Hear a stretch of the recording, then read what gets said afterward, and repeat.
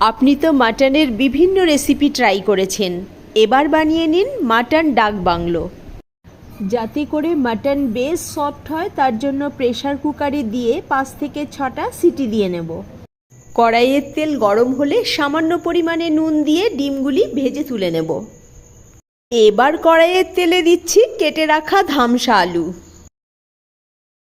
নুন দিয়ে বেশ লাল লাল করে ভেজে তুলে নিতে হবে। ফোড়নের জন্য দিচ্ছি তেজপাতা, শুকনো লঙ্কা, গোটা গরম মশলা, সাথে গোলমরিচ।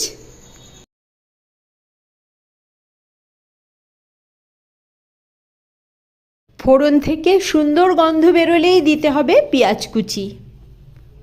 পেঁয়াজের কালার লালচে হয়ে এলেই দিচ্ছি আদা রসুন লঙ্কা পেস্ট। সাথে পড়বে হলুদ গুঁড়ো, রেড চিলি পাউডার। এবার দিয়ে দিচ্ছি টমেটো কুচি।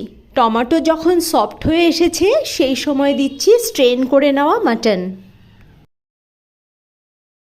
একটা পেঁপে টুকরো করে কেটে রেখেছিলাম, সেটা দিয়ে দিচ্ছি। এবার নুন দিয়ে মিডিয়াম ফ্লেমে মাটন সুন্দর করে কষে নিয়ে মাটনের স্টকটা দিয়ে দেব। দিচ্ছি আগে থেকে ভেজে রাখা আলু।